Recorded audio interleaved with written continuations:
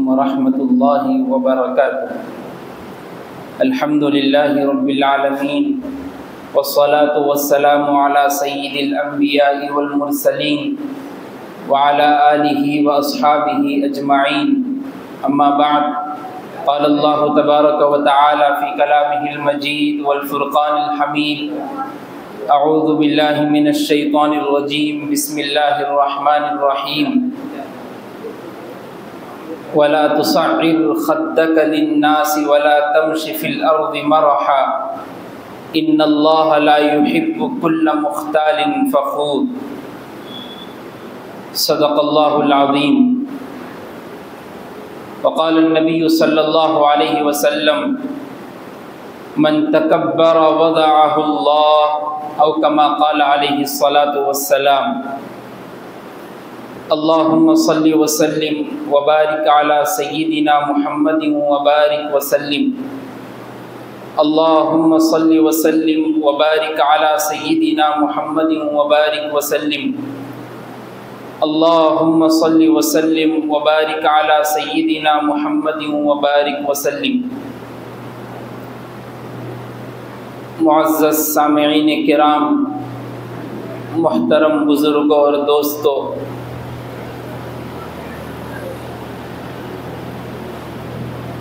انسانی جسم میں ظاہری اور باطنی بیماریاں موجود رہتی ہے۔ ظاہری بیماریاں تو دیکھنے سے معلوم ہو جاتی ہے، اور ان بیماریوں کے لیے ڈاکٹرز کے پاس جانا بھی بے حد ضروری ہے۔ ایسے ہی جسم میں باطنی بیماریاں بھی ہوتی ہیں، اور باطنی بیماریوں میں بھی روحانی ڈاکٹروں کے پاس جانا بھی ضروری ہوتا ہے۔ یہاں روحانی ڈاکٹروں سے مراد اولیاء اللہ ہے، اللہ کے وہ ولی جو اللہ کے قریب بندے کو کرتے ہیں، وہ ولی نہیں جو آج کل معاشرے میں بزنس کے لیے بیٹھے ہوئے ہیں اور پیسہ لوٹنے کے لیے اپنے آپ کو اللہ کا ولی بتاتے ہیں، اور فلاں جگہ پر قبضہ کیے ہوئے زندگی گزر گئی اور اپنے آپ کو بڑا عامل اور بڑا اللہ کا ولی بتاتے ہوئے بھی زندگی گزر گئی، لیکن ان کی زبان سے کبھی کسی کا دل نہ بدلا، نہ کسی کے روح میں وہ اثر پیدا ہوا کہ وہ بدلنے کی کوشش کر سکے۔ ایسے ہی انسان میں بیماری جو روحانی پیدا ہوتی ہے وہ ہے تکبر، ایٹیٹیوڈ، خود پسندی، اپنے آپ کو دوسروں سے بڑا سمجھنا اور دوسروں کو اپنے سے حقیر سمجھنا، یہ ہے تکبر۔ اور یہ بیماری، اس کو اردو میں اور عربی میں ام الامراض کہا جاتا ہے۔ عربی میں ام الامراض، جس کا ترجمہ ہوتا ہے بیماریوں کی ماں۔ یہ تکبر کی بیماری جتنی بیماریاں ہو سکتی ہے، غیبت ہو، چغلی ہو، بدکاری ہو، اور کوئی بھی گناہ آپ سوچ لیجئے، ان سب گناہوں میں سب سے بڑا گناہ یہ تکبر ہے۔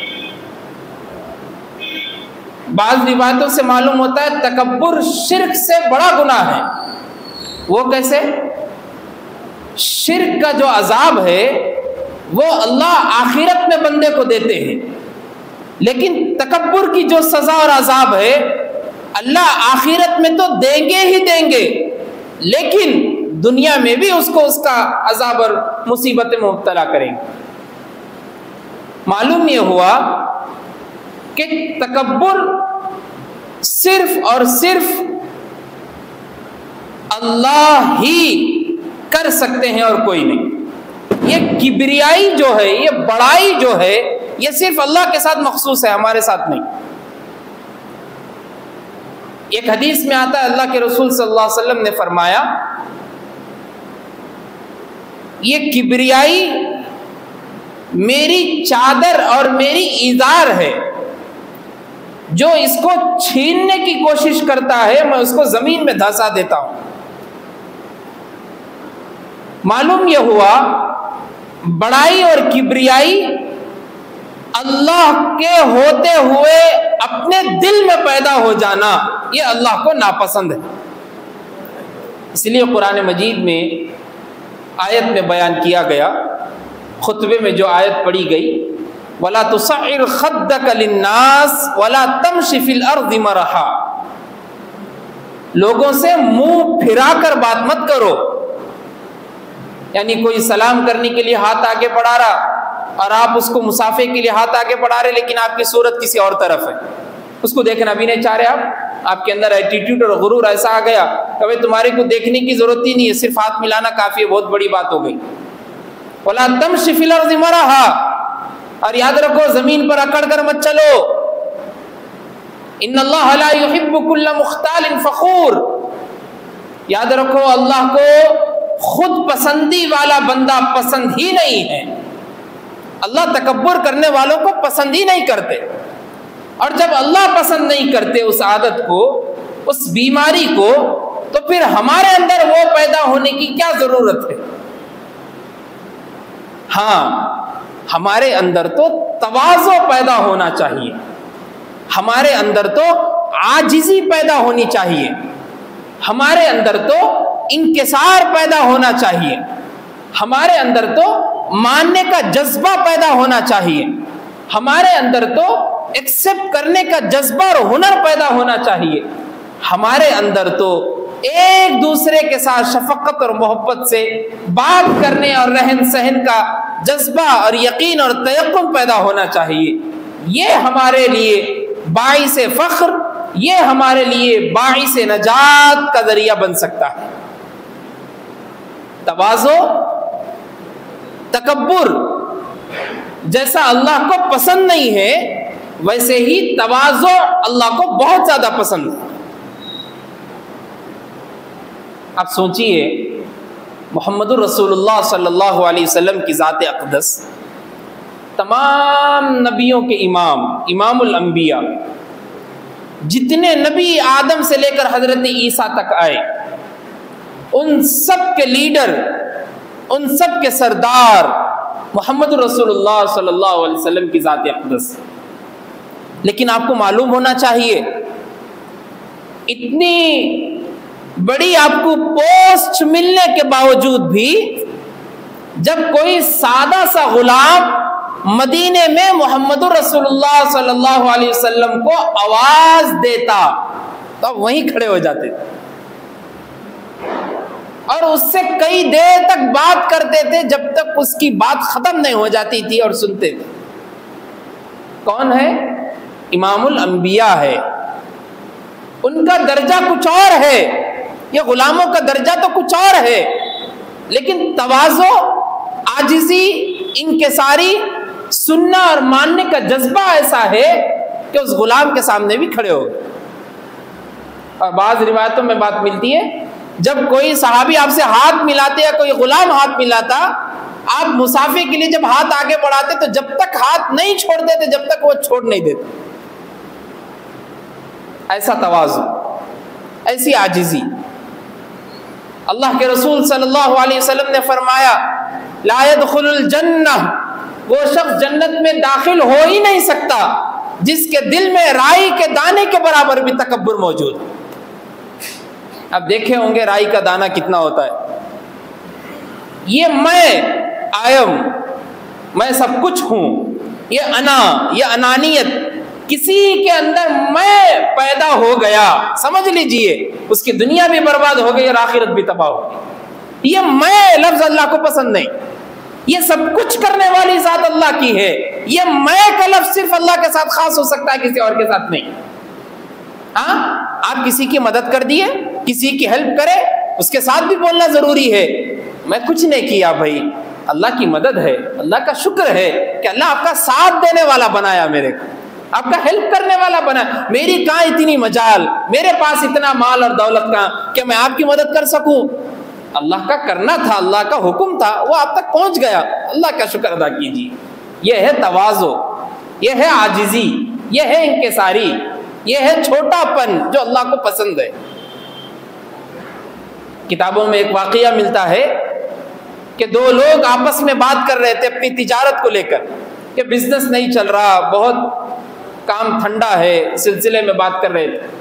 ایک شخص نے کہا کہ بھائی میرے پاس تو اتنا پیسہ ہے، اتنا پیسہ ہے، اتنا پیسہ ہے، میں چھوڑ دیجئے، میری آنے والی 40 نسلیں بھی بیٹھ کے کھا سکتی، اتنا پیسہ ہے، میرے کو سمجھ میں نہیں آ رہا کہ میں پیسہ کہاں انویسٹ کروں۔ اللہ کو یہ بات پسند نہیں ہے، اور وہ شخص تھوڑے دن کے بعد مر گیا۔ اس کا صرف ایک ہی بیٹا تھا اور کوئی نہیں، اس کی تمام دولت کا مالک ایک ہی بیٹا۔ وہ بیٹا دنیا کی محبت میں اتنا ڈوب گیا، ہر وہ کام جو گندگی میں سب سے زیادہ آگے ہو سکتا وہ بھی کر گزر رہا تھا۔ زنا ہو، شراب ہو، محفلیں ہو، گانے ہو، ناچنا ہو، سب کچھ جو بھی ہو سکتا گناہ کا کام، اور ساتھ ہی ساتھ دوستانے میں اور آگے بڑھتے رہا۔ بڑھتے بڑھتے اس کو کئی دوستوں نے کہا کہ بھائی کب تک تم ہندوستان اور اس انڈیا میں رہ کر کام کرو گے اور عیاشی کرو گے، چلو کبھی باہر کا بھی مزہ چکے۔ تو باہر اس کو لے کے گئے، باہر تو اور عیاشی کرتے رہا، اتنا کیا جتنا مال تھا وہ ختم ہو گیا۔ اب زمین پر بات آ گئی، اور زمین کو بیچتا تھا، باہر جاتا تھا اور عیاشی کرتا تھا، زمین کو بیچتا اور عیاشی کرتا۔ ایک زمانہ ایسا آیا کہ اب دینے کو پیسہ نہیں ہے، کچھ پیسہ ہی نہیں ہے، اور وہ شخص کتابوں میں بات ملتی ہے کہ جس جگہ پر اس کا باپ کھڑے ہو کے بات کر رہا تھا کہ میری 40 نسلیں میرے پیسے کو کھا سکتی ہے، اسی جگہ پر کھڑے ہو کر اس کا خود کا بیٹا بھکاری بن کے کھڑا تھا اور بھیک مانگ رہا تھا۔ یہ اللہ کو انا، اللہ کو میں پن، اللہ کو میں آئم، اتنا نفرت ہے اس سے، اتنی ناپسند ہے اللہ کو یہ بات، آپ سمجھ نہیں سکتے اس کو۔ آپ بڑے بنگلے میں، کوٹریوں میں، فلیٹوں میں رہنے والے ہوں گے، لیکن اگر آپ کا تکبر، آپ کا ایٹیٹیوڈ اللہ کو ناپسند آ گیا اور ناپسند ہو گیا تو سمجھ لیجیے آپ کسی سگنل کے پاس بھکاری بن کے بھی تھوڑے دن میں کھڑے ہو جائیں گے۔ اسی لیے اپنے آپ کو کسی سے بڑا سمجھنے کی ضرورت نہیں۔ یا آپ کا بنگلہ رہے گا، آپ کی پراپرٹی رہے گی، آپ کا مال رہے گا، آپ کی دولت رہے گی، آپ کا ساز و سامان رہے گا، لیکن آپ نہیں رہیں گے، آپ نہیں رہیں گے۔ یا آپ کا سب کچھ موجود ہے دنیا میں، لیکن آپ خود موجود نہیں ہیں، اور وہی قبرستان میں لیٹے ہوئے جہاں پر ایک بھکاری کی قبر موجود ہے، اسی بھکاری کی قبر کے بازو آپ کی قبر ہے۔ ایسا نہیں ہے کہ آپ کی قبر میں اے سی لگا دیا گیا، ایسا نہیں ہے کہ آپ کی قبر میں بیڈ لٹا دیا گیا اور گدا بچھا دیا گیا کہ بھئی فلاں امیر تھے، فلاں لیڈر تھے، فلاں ان کے پاس سب کچھ تھا، اب ان کی قبر کو راحت دیا جائے گا۔ نہیں، آپ کو بھی مٹی پر لٹا دیا گیا، اس کو بھی مٹی میں ڈال دیا گیا، آپ کو بھی کفن پہنایا گیا، اس کو بھی کفن پہنایا گیا، آپ کو بھی ڈولے میں لایا گیا، اس کو بھی ڈولے میں لایا گیا۔ کوئی فرق نہیں، کوئی امتیاز نہیں مالک کے پاس، سب کا ایک درجہ ہے، ایکول لیول۔ کوئی کسی کے پاس پوسٹ اور ہائی پوسٹ نہیں دی جائے گی، وہی جو کچھ آپ ہے وہی آپ کے مقدر میں ہے، وہی آپ کو آنا ہے۔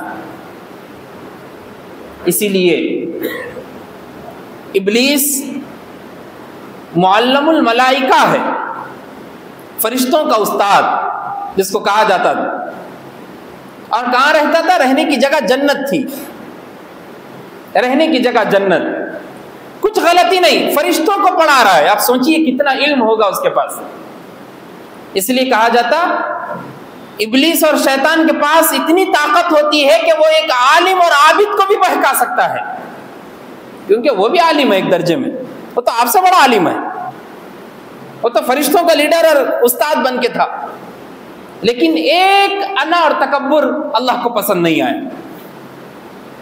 جب حضرت آدم کو پیدا کیا گیا، انسانی مخلوق کو، کہا گیا وَإِذْ قُلْنَا لِلْمَلَائِكَةِ اسْجُدُوا لِآدَمَ فَسَجَدُوا، جب ہم نے کہا کہ فرشتوں آدم کو سجدہ کرو، تمام نے سجدہ کیا الا ابلیس، بٹ ابلیس نے سجدہ نہیں کیا، کہا ابا واستکبر، نہیں میرے اندر تکبر ہے، میں نہیں کر سکتا، وہ مٹی سے پیدا کیے گئے، میں آگ سے پیدا کیا گیا، مٹی اوپر پھینکے تو نیچے گرتی، آگ نیچے لگائے تو اوپر جاتی، میرے پاس طاقت ہے، واستکبر، میں ایٹیٹیوڈ میں ہوں.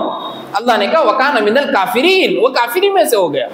اب اس کا جنت ٹھکانا نہیں. وہ تو دھتکاتے ہوئے ادھر سے ادھر پھر رہا ہے، وہ تو بارگاہ خداوندی سے دھتکارا گیا، اس کو تو نکال کر پھینک دیا گیا. اب اس کا ٹھکانہ جہنم ہے، وہ کہیں اور رہ نہیں سکتا. اس لیے کہا گیا یہ تکبر، یہ ایٹیٹیوڈ، یہ میپن، یہ انسان کی صفت نہیں، یہ شیطان کی صفت ہے. اور جو بندہ اس کو اپنے دل میں لے کر آئے گا یقیناً حقیقت میں وہ شیطان کا بھائی ہے، انسان نہیں ہو سکتا. اس لیے لوگ تھوڑا پیسہ آ گیا اپنے پاس، مال دولت آ گیا اپنے پاس، تھوڑی جائیدادیں آ گئی اپنے پاس، بھائی تو بھائی چھوڑ دیجئے، دوست تو دوست چھوڑ دیجئے. رشتہ داروں سے تکبر ایٹیٹیوڈ شروع ہو جاتا کہ فلاں رشتہ دار کو ہم اپنی دعوت میں کیوں بلائے بھائی، ان کے پاس تو ہے ہی نہیں کچھ. فلاں دوست سے کیوں بات کرے بھائی، میرا فون دیکھے آپ، میرے پاس تو آئی فون ہے، میرے پاس تو فلاں بائک ہے، میرے پاس تو فلاں گاڑی ہے، میرے پاس میرا بنگلہ اور میرا فلیٹ تو فلاں ایریے میں ہے، میں تو نیو سٹی کے اس ایریے میں رہتا ہوں، آپ اولڈ سٹی کے آپ سے بات کرنے کی ضرورت نہیں. میں تو کھانے اور ناشتے میں میرا ناشتہ یہ ہوتا، میں تو رات کے 24 گھنٹے ادھر سے ادھر ہوٹل میں، ادھر کی اگر چائے پینا ہے تو میں 20 کلومیٹر سفر کر کے میں فلاں ہوٹل کو پہنچ کے چائے پیتا ہوں. آپ کیا بات کر سکتے میرے ساتھ؟ بعض تو حیدرآباد میں اتنا بھی بول دیتے ہیں تکبر میں، میں آپ کے جیسے 36 کو خرید سکتا ہوں. جی آپ میرے سے کیا بات کرتے بتاؤ؟ ایٹیٹیوڈ اور غرور اور تکبر میں آپ کچھ نہیں ہیں، آپ کچھ نہیں ہیں، ہم اور آپ کچھ نہیں ہیں. یہ انا، یہ تکبر صرف انسانی خواہش کا ایک ذریعہ ہے، اور خواہش نفس میں انسان اتنا ڈوب گیا، اتنا ڈوب گیا، اتنا ڈوب گیا، اللہ کو جو ناپسند چیز ہے اس کو اپنے آپ کو پسند کرنا شروع کر دیا. کتابوں میں واقعہ ملتا ہے کہ ایک میاں بیوی رہتے تھے. وہ بیوی بہت نیک اور اللہ والیہ تھی. ایک مرتبہ روٹی کھا رہے تھے بیٹھ کر رات میں، ایک بھکاری نے دستک دی دروازے پر کہ اللہ کے نام پہ کچھ دے دو. بیوی بہت نیک عورت تھی، اپنے شوہر سے اجازت لی کہ اس کو ایک روٹی دے دوں. شوہر نے کہا ٹھیک ہے دے دے. کیا بیوی گئی اور روٹی دینے کے لیے جب اس کے پاس پہنچی، دروازہ کھولا اور روٹی دی. دینے کے بعد تھوڑی بہت کچھ بات ہوئی کہ غریب ہوں میں، آپ کچھ اور مدد کر سکتے کیا؟ اتنے میں شوہر کی بی پی ہائی ہو گئی کہ اتنی دیر ہو گئی میری بیوی جا کے اب تک نہیں آئی. غصے میں لال لال ہو کے دروازے پہ گیا اور جا کر بھکاری کو اللہ فلاں جو کچھ بولنا تھا بول دیا. کہا کہ تمہارے جیسے لوگ ہی بدنام کرتے معاشرے کو، فلاں ہے، تم کیوں آئے؟ بھکاری نہیں ہے تم تو، یہ عیاشی کر رہے سب کچھ. اس کی بیوی بار بار روک رہی تھی کہ مت کہو، یہ بھکاری ہے، اس کو دھتکارنے کی ضرورت نہیں، ہٹانے کی ضرورت نہیں، اللہ نے تو روکا ہے اس چیز سے، مگر نہیں رکا. شوہر کا غصہ تھا، بول دیا. اب وہ بہت بڑا مالک تھا، ہوتے ہوتے ہوتے ہوتے اتنا اس کے پاس مال کم ہو گیا کہ اب وہ دینے والا نہیں لینے والا بن گیا. پہلے دیتا تھا لوگوں کو، اب لینا والا بن گیا، اور اس وجہ سے انا فلاں میں اس کی بیوی سے بھی طلاق ہو گئی. کئی دن گزرنے کے بعد اس کی بیوی کو رشتہ آیا اور نکاح ہو گیا. وہی واقعہ پھر دہرایا گیا کہ ایک دروازے پر دستک ہوئی. بیوی نے اس کے سیکنڈ شوہر سے کہا کہ اگر آپ اجازت دیے تو ایک روٹی میں دے کے آتا ہوں. شوہر نے کہا ٹھیک ہے دے کے آؤ. جب بیوی گئی اور دروازہ کھولی تو زور سے چیخ مار دی. تو جو شوہر تھا ڈرتے ہوئے بھاگتے ہوئے اندر سے آیا، کیا ہوا میری بیوی کو؟ جب اس کی بیوی لال پیلی ہو گئی اور پسینے میں ڈوب گئی تو اس کو گلے سے لگا کے کہا کیا ہوا، کیوں تم چیخ مار دیے؟ کہا دیکھو یہ جو بھیک مانگنے کے لیے آیا ہے یہ میرا پہلا شوہر ہوا کرتا تھا، آج بھیک مانگنے کے لیے میرے دروازے تک آ گیا. اس کے سیکنڈ والے شوہر نے اس کو تھپکا اور سوچ سے کہا دیکھو یاد کرو جب ایک مرتبہ ایک بھکاری تمہارے گھر پر آیا تھا وہ میں ہی تھا، آج تمہارا شوہر ہوں. اس واقعے سے یہ سمجھنے والی بات ہے کہ اللہ کو بھکاری کو بھیجنا بھی اور اس کو کچھ بولنا بھی پسند نہیں ہے. تو جب بھکاری اور مانگنے والے کو بولنا اللہ کو پسند نہیں آیا تو خود تکبر اور ایٹیٹیوڈ میں رہتے ہوئے اللہ کے سامنے کیسے رہ سکتے آپ ذرا بتائیے. اللہ کے رسول صلی اللہ علیہ وسلم نے فرمایا، ایک حدیث میں آتا ہے 3 شخص ایسے ہیں، اللہ کے رسول صلی اللہ علیہ وسلم نے فرمایا 3 شخص ایسے ہیں جن سے اللہ قیامت کے دن بات نہیں کرے گا. قیامت کے دن، اور سوائے اللہ کے علاوہ کوئی بات کرنے والے نہیں. اس دن اللہ بات نہیں کر رہے. سوچیے آپ, کہا گیا اور نہ ان 3 لوگوں کے گناہوں کو پاک کریں گے اور نہ ان کی طرف رحمت کی نظر ڈالیں گے, نہ بات کریں گے, نہ گناہوں کو پاک کریں گے, نہ رحمت کی نظر ڈالیں گے. کہا گیا اس میں سے ایک زانی ہے, دوسرا جھوٹا ہے اور تیسرا تکبر کرنے والا ہے. 3 لوگوں سے اللہ بات نہیں کریں گے, نہ ان کے گناہوں کو پاک کریں گے, نہ ان کے اوپر رحمت کی نظر ڈالیں گے. محترم دوستو, سوچو کیا ہم وہ 3 لوگوں میں سے ایک میں تو شمار نہیں ہو گئے؟ کیا ہم بات کرتے کرتے اپنی زندگی گزارتے اپنی زبان کی حفاظت نہیں کرے بغیر کچھ زبان سے ایسی بات نکل گئی جو اللہ کو ناپسند ہو گئی؟ اسی لیے ہمیں چاہیے کہ ہم اللہ کے سامنے مانگ کر گڑ گڑا کر ان گناہوں کی معافی مانگنے کی ضرورت ہے. کئی لوگ ایسے ہوتے ہیں, کئی بندے ایسے ہوتے ہیں جن کے پاس مال, دولت, پراپرٹی سب کچھ ہونے کے باوجود بھی اللہ کی راہ میں خرچ کرنے کی بات آ گئی, اللہ کی راہ میں دینے کی بات آ گئی تو دینے کے لیے ہاتھ آگے نہیں بڑھتا. اگر بڑھا بھی تو 4-5 بات کرتے ہوئے زبان سے نکالتے ہوئے ہاتھ بڑھتا ہے کہ فلاں مدرسے والے کھانے والے ہیں, یہ فلاں لوگ ہیں یہ صرف کھاتے رہتے, ان کے پاس کیا ہے, ان کے پاس کیا ہے, سب کچھ باتیں کرتے ہوئے 10 روپے 20 روپے دیتے. تو سوچو آپ کی مال, آپ کا مال, آپ کی دولت, آپ کا سب کچھ اللہ چاہے تو 1 سیکنڈ میں اس کو ختم کر سکتے, لیکن اللہ آپ کو دے کر آزما رہے. آپ اس آزمائش میں کامیاب ہونا چاہیے. اگر ہم اس آزمائش میں فیل ہو گئے تو سوچئے اللہ تبارک و تعالی ہم کو کتنا خطرناک عذاب میدان محشر میں دیں گے, ہم اس کو برداشت نہیں کر سکیں. اللہ کے رسول صلی اللہ علیہ وسلم نے فرمایا, حضرت ابو ہریرہ رضی اللہ تعالیٰ عنہ سے منقول ہے, اللہ تعالیٰ فرماتے ہیں یہ تکبر میری چادر ہے اور عظمت میرا تہبند ہے. یہ تکبر میری چادر ہے, یہ عظمت میرا تہبند ہے. جو شخص ان دونوں میں سے کسی ایک کو مجھ سے چھیننے کی کوشش کرے گا میں اس کو جہنم میں ڈال دوں گا. یہ تکبر میری چادر ہے, یہ اللہ کی چادر ہے, یہ اللہ کا تہبند ہے, آپ اس کو چھین نہیں سکتے.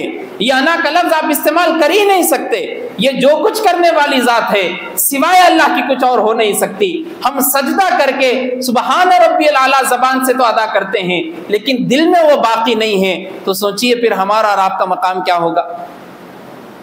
ایک حدیث میں آتا ہے اللہ کے رسول صلی اللہ علیہ وسلم کے پاس حضرت جبریل امین علیہ السلام تشریف لائے. آتے رہتے تھے ہمیشہ وقتاً فوقتاً. ایک مرتبہ آیا اور آ کر کہا, جو کچھ وحی پہنچانی تھی پہنچانے کے بعد کہا کہ ابو ذر غفاری کیسے ہیں.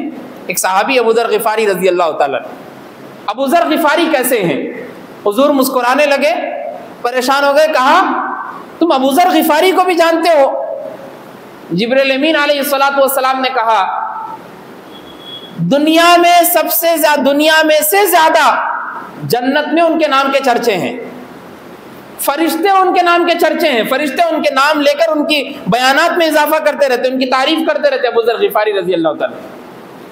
حضور پریشان ہو گئے, کہا وجہ کیا ہے, ریزن کیوں ان کی تعریف کرتے رہتے جنت میں فرشتے. تو حضرت جبریل امین علیہ السلام نے کہا 2 عادتیں ان کے اندر موجود ہے جو اللہ کو بہت زیادہ پسند ہے, اس لیے فرشتے ان کا نام لے کر تذکرے کرتے رہتے جنت میں. نبی نے پوچھا جبرائیل سے وہ کیا ہے. کہا سب سے پہلی عادت وہ سورہ اخلاص سے محبت کرتے ہیں, قل هو اللہ احد اللہ الصمد والی سورت سے بہت زیادہ محبت کرتے ہیں. اتنی محبت کرتے ہیں زبان پہ ہمیشہ وہی سورت ان کی چلتے رہتی, پڑھتے رہتے. ایک عادت. دوسری عادت ان کے اندر عاجزی ہے, تواضع, جھکنا, ہر ایک کے ساتھ نرمی سے پیش آنا. یہ اللہ کو اتنا پسند آ گیا زمین سے زیادہ آسمان پر ان کے چرچے ہیں. اس لیے حدیث میں کہا گیا من تواضع للہ رفعہ اللہ, جو اللہ کے لیے عاجزی اختیار کرتا ہے اللہ اس کے مقام کو اور درجات کو بلند کر دیتے ہیں. بلند کرنے کا مطلب زمین پہ بھی بلند ہو جاتے, اس سے زیادہ آسمان پر بلند ہو جاتے. کب وہ آدمی فرش سے عرش پر پہنچ گئے آپ سمجھ نہیں سکتے. اور اسی کے بالمقابل اسی کی ضد کہا گیا من تکبر للہ وضعہ اللہ، جو اللہ کے ساتھ تکبر کرتا ہے اللہ اس کو گرا دیتے ہیں۔ گرانے کا مطلب کف عرش سے فرش پر آ گیا معلوم ہی نہیں ہوتا، سیکنڈوں میں ختم۔ یہ ساری چیزیں تکبر اور انانیت اور میپن اپنے آپ میں سے ختم کرنا ہے۔ آپ کچھ بھی ہوں گے سوائے اللہ جب تک آپ کو دے نہیں سکتے آپ بن نہیں سکتے۔ یہ اللہ کا دیا ہوا ہے، یہ اللہ کا دی ہوئی مال، اللہ کا دیا ہوا آپ کے پاس مال دولت جائیداد کپڑا مکان سب کچھ اولاد یہ سب کچھ اللہ کی دی ہوئی ہے۔ اللہ اگر نہ دینا چاہے تو پھر کوئی دنیا میں کلال پیدا نہیں ہوا کہ وہ دے سکے، کوئی دنیا میں نہیں۔ آپ کسی بھی عامل کسی بھی فلاں بابا کے پاس چلے جائیں کہیں کہ میرے کو اولاد نہیں ہو رہی آپ دے دو، نہیں دینے والے نہیں سوائے اللہ کے۔ کیا معلوم آپ کے اندر کچھ برائی ہوں گی جو اللہ کو پسند آ رہی ہوگی۔ ایسے ہی ہمارا تکبر اور ایٹیٹیوڈ کا امتحان بھی شادیوں رسم و رواج اور ولیمے میں ہوتا ہے۔ کہتے ہیں فلاں رشتہ دار کہ بھائی ان کی شادی اور ولیمے میں جانے کی کیا ضرورت ہے، ان کے پاس تو لائٹ مسئلہ رہتا، انہیں تو کچھ بناتے ہی نہیں، ان کے پاس تو صرف بریانی اور حریص رہتی، وہاں جا کے کیا کھاتے میاں، تھوڑی اور ایک دعوت میں لے کے چلتا ہوں میں تمہارے کو۔ ان کی دعوت تو آپ پوچھو مت، ان کی دعوت کی شان اور نرالی ہے، انہیں فنکشنال ہی جو لیتے وہ 1.5-2 لاکھ کا رہتا، آپ ان کی دعوت میں چلو میرے ساتھ میں بتا دوں۔ اپنے آپ کو دوسروں سے اتنا بڑا سمجھ لے رہے اور کوشش یہ ہو رہی کہ آپ اگر ان کو بنا دیے کچھ تو انہیں پوری دنیا کو خرید سکتے ہیں۔ اور یہ تھوڑے اس میں سے ایسے بھی رہتے حیدرآباد میں ہمارے جن کے جیب میں 50-500 نہ رہتے، لیکن تکبر اور ایٹیٹیوڈ کی بات کرو بولے تو ان سے زیادہ کوئی اور کر ہی نہیں سکتا۔ یہ کیا ہے، یہ ایسے چلتے پھرتے بساں اور کار میں خرید سکتا ہوں، آپ پہچان سکتے یہ پورے خرید سکتا ہوں میں۔ وہ الگ بات ہے کہ دل نہیں بول رہا میرا، دل کیسا بولیں گا، آپ کے جیب میں خود 50 روپے ہے، لیکن بات کرو بولو آپ صبح سے شام تک پوری شیخی بگاڑنے کو تیار رہتے، پوری خود پسندی بتانے کو تیار رہتے۔ صبح ہو گئی چائے سے تو رات میں اینڈنگ ہو رہی چائے تک، وہ سارے باتیں جو بھی زبان سے نکلیں گی وہ میں کے علاوہ کچھ ہو ہی نہیں سکتے۔ میں ایسا کرا بھائی، میں ایسا کرا بھائی، میں ہوں بھائی، میں یہاں گیا تھا بھائی، میں وہاں سے آیا بھائی، میں ابھی اترا بھائی، میں ابھی پلین میں بیٹھا، میں بولتے بولتے وہ آج کل بکریاں اتنا نہیں بول رہے جتنے اپنے لوگ بول رہے میں۔ یہی ساری چیزیں اپنے اندر سے نکالنے کی ضرورت ہے۔ آپ کے پاس مال ہے دولت ہے تو اس کا استعمال کا طریقہ بھی سیکھیے، علماء کے پاس جائیے، آپ کا مال آپ کے دولت کا امتحان بھی اللہ لیں گے۔ 1 روپیہ ہے، 1 چارنے آپ کے پاس رکھے ہوئے ہیں، 1 سکہ بھی ہے آپ کے پاس رکھا ہوا، 1 سونے کا تنکا بھی ہے آپ کے پاس رکھا ہوا، اس کا بھی حساب لیا جائے گا۔ فَمَن يَعْمَلْ مِثْقَالَ ذَرَّةٍ خَيْرًا يَرَهُ وَمَن يَعْمَلْ مِثْقَالَ ذَرَّةٍ شَرًّا يَرَهُ۔ نیکی کا بھی اگر تھوڑا بھی ٹکڑا ہے تو اللہ اس کو بھی تولیں گے اعمال میں، برائی کا بھی ہے تو اس کو بھی تولا جائے گا، اگر مال ہے تو اس کو بھی دیکھا جائے گا۔ کلا یحسب ان مالہ اخلدا، یہ مال جو تم گن گن کے رکھتے ہو کیا سمجھتے ہو یہ تمہارے پاس ہمیشہ رہنے والا ہے؟ کلا لیمبذن فی الحطمہ، نہیں ہرگز نہیں، اس کو تو حطمہ میں ڈال دیا جائے گا۔ وما ادراک ما الحطمہ، یہ کیا ہے حطمہ؟ نار اللہ الموقدہ، یہ اللہ کی جلائی ہوئی آگ ہے، التی تطلع علی الافئدہ، جو تمہارے دلوں تک پہنچ کے رہے گی، یاد رکھو یہ اللہ کے پاس حساب دینے کی چیز ہے۔ اسی لیے علامہ اقبال رحمۃ اللہ علیہ نے کہا تھا مٹا دو اپنی ہستی کو اگر کچھ مرتبہ چاہتے ہو، مٹا دو اپنی ہستی کو اگر کچھ مرتبہ چاہتے ہو، دانا خاک میں مل کر گلے گلزار بنتا ہے۔ یہ جو یہ گیہوں لگانے کے لیے ایک دانے کو مٹی میں ملانا پڑے گا، اس کو پھر پانی دینا پڑے گا، جب جا کر وہ کھانے کی شکل بنے گی اور تمہارے پیٹ میں جائے گی۔ اگر اپنی ہستی کو بڑا بننا چاہتے، بڑا بنانا چاہتے، پہلے مٹانا پڑے گا، پہلے کام کرنا پڑے گا۔ اس لیے کہا جاتا یہ کامیابی میں بھی کام چھپا ہوا ہے۔ کامیابی کہاں سے اسٹارٹ ہوتی؟ کام سے، کاف الف میم، کامیابی کاف الف میم کام۔ کامیابی پانا ہے تو کام کرنا پڑے گا، کام کرے بغیر شیخی بگاڑنے سے اور تکبر کرنے سے کبھی کامیاب نہیں ہو سکتے۔ یہی باتیں آپ کے سامنے بتانی ضروری تھی۔ اور آخر میں 1 منٹ جو آپ کو بتایا جائیں گا وہ حالات حاضرہ کے حساب سے آپ دیکھیں، کئی لوگ اپنے مسلم سوسائٹی اور کمیونٹی میں رہتے ہوئے غیر مسلموں کے تہوار میں اپنے آپ کو شریک کر رہے، دیکھتے ہوئے کبھی آنکھ سے آنسو بھی جاری ہو جاتے ہیں، کبھی دل میں نفرت سی پیدا ہو جاتی، کبھی ایسا بھی ہوتا ہے دل میں کہ کاش اللہ ایسا نہ ہو کہ اس کے ایمان کو بھی کھینچ لے۔ اللہ کے رسول صلی اللہ علیہ وسلم نے فرمایا من تشبہ بقوم فہو منہم، جو شخص کسی قوم کی مشابہت کرتا ہے، وہ جیسا کام کرتا ہے وہ اسی میں سے اٹھایا جاتا ہے۔ معصوم بچے ہیں گلی میں دیکھ کر بات کر رہا ہوں، کلی کی باتیں، اور آج بھی ہونے والا ہے شاید آپ کو معلوم، کئی ایریوں میں، کئی محلے میں چورستوں پر کھڑے ہو کر گاڑیاں آ رہے جا رہے، گلی میں کھڑے ہو کر چھوٹے چھوٹے معصوم بچے ہیں، 7-8 سال کے، 11 سال 12 سال، ابھی 8, 9, 10 میں بچے ہوں گے، ان کے پاس پیسہ کہاں سے آیا بھائی؟ کیا وہ کما رہے تھوڑی؟ ایک 30 سال 22 سال 25 سال کا بچہ ہے تو امیجن کر سکتے کہ بھائی بچہ کوئی پارٹ ٹائم جاب کر کے خود کے پیسوں سے خرید رہا ہوں گا، بم جو بھی ہو، پٹاخے جو بھی ہو، اپنے پیسوں سے خرید۔ یہ چھوٹا سا معصوم بچہ ہے 7-8 سال 10 سال 12 سال کا، اس کو دینے والے کون؟ اس کے ماں باپ۔ یہ ذمہ دار ہے ماں باپ۔ یہ پورے پھوڑنے والے، پٹاخے پھوڑنے والے بچے، پورے معصوم بچے مسلمان۔ اور کبھی کبھی تو غیر مسلم بھی یہ بھی بات بولتے ہوئے ہم اپنی کانوں سے سنے، بھائی ہماری عید آتی تو کبھی دیوالی اتنا خوش ہم نہیں ہوتے جتنے مسلمان ہو جاتے۔ ایک کو پٹاخے پھوڑنے کی سب سے زیادہ خوشی ان کچھ رہتی، ان کو نہیں رہتی۔ اس لیے مولانا عاقل اسامی صاحب رحمۃ اللہ علیہ فرمایا کرتے تھے کہ میاں جب دیوالی آتی تو ان لوگوں کے لیے دیوالی ہے، مسلمانوں کے لیے دیوالا ہے۔ اگر تمہارے کو دیکھنا ہے نا پسینے سے کمائے ہوئے پیسوں کو کیسا جلاتے، تو عاقل اسامی صاحب رحمۃ اللہ علیہ فرمایا کرتے تھے دیوالی میں دیکھو ان لوگ پسینے سے کمائی ہوئی دولت کو کھینچ کے کاڑی کی ڈبی سے انگار لگاتے اور بولتے یہ میرے 500 روپے ہیں، میں جلا لے رہا ہوں اسے۔ تو صحیح ہے وہ بات۔ آج دیکھنے کے بعد اس کا احساس ہوتا ہے کہ بھائی حضرت تو 2009-2008 میں بات بولے تھے، آج اس کی حقیقت اب پورے گلی میں دکھائی دیتی کہ ہمارے سے زیادہ، غیر مسلموں سے زیادہ تو مسلمان بچے اور مسلمان بڑے لوگ اس میں شامل ہیں۔ اور کئی مسلم دکانوں پہ پٹاخے اور بموں کو بیچا جاتا، کئی مسلم دکانوں۔ یہ تو پہلی بات تو ناجائز ہے، کر ہی نہیں سکتے، شرک کے قریب ہے ان لوگوں کے ساتھ مشابہت اختیار کرنا، کفر کے درجے میں پہنچ جاتے۔ لیکن اس سے مالی نقصان بھی ہے، یہ تو سوچیے آپ، چلو وہ سوچ کے تو کر رہے ہوں گے، یہ سوچ کے تو مت کرو، جان کا نقصان ہے۔ پرسوں ہی آپ دیکھیں، تھوڑے دن پہلے ہیبٹس پہ پوری آگ لگ گئی، دیکھیں آپ لوگ، پورا واقعہ سامنے آیا۔ اگر کوئی بچہ، معصوم سا بچہ چلا گیا، آگ ہے، اسے بچنا ضروری ہے۔ حضرت ابو ہریرہ رضی اللہ تعالیٰ عنہ کی روایت ملتی، ایک مرتبہ اللہ کے رسول صلی اللہ علیہ وسلم مدینہ منورہ میں ہے اور رات میں بھاگتے ہوئے حضرت ابو ہریرہ آئے، پوچھا کیا ہوا، رات میں تم کیوں آئے دوڑتے ہوئے؟ کہا اللہ کے رسول صلی اللہ علیہ وسلم میں جس چیز کو اوڑھ کر سو رہا تھا چادر کو، اس کو آگ لگ گئی، میں بھاگتے ہوئے آیا۔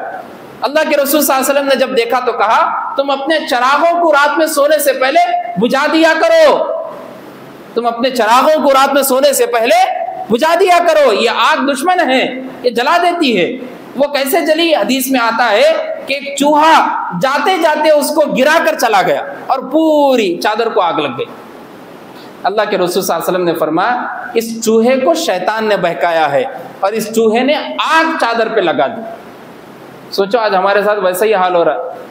اس لیے معزز دوستو، بچنے کی بے حد ضروری ہے، اپنے بچوں کو بچائیے، اپنے بڑوں کو سمجھائیے، بڑے ہیں تو اپنے چھوٹے بچوں کو ان چیزوں کو خریدنے سے بھی روکیے۔ یہ ہماری عید نہیں ہوتی، ہماری عیدیں صرف 2 ہے، ایک عید الفطر، ایک عید الاضحیٰ، اس کے علاوہ کچھ اور نہیں۔ یہ بقیہ تمام غیروں کی عیدیں ہیں، اس میں مل کر اور شامل ہو کر ہم اپنا نقصان بھی کر رہے ہیں، اپنے دین کو یہ بدنام کر رہے ہیں، اپنے معاشرے کو بھی خراب کر رہے ہیں، اور لوگوں کے سامنے یہ بتا رہے ہیں کہ آپ ہم اور ایک ہی کمیونٹی میں رہنے والے اتحاد کے ساتھ رہ رہے ہیں۔ اس کو اتحاد نہیں بولتے، اس کو پاگل پن بولتے ہیں۔ اس لیے آپ سے ادباً گزارش ہے کہ ان سب چیزوں سے بچنے کی کوشش کریں۔ اللہ سے دعا کیجیے کہ اللہ ہم سب کو کہنے سننے سے زیادہ